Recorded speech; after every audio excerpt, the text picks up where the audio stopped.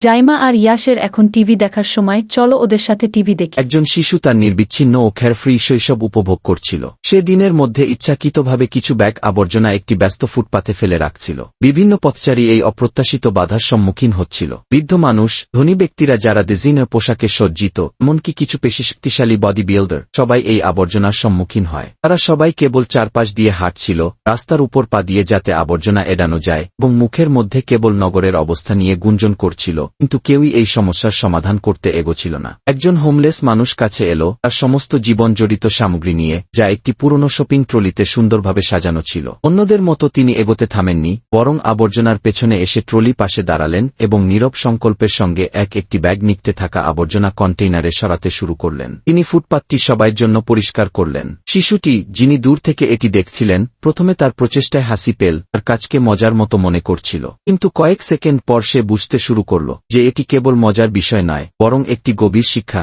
দায়িত্ববোধ এবং সদয়তার।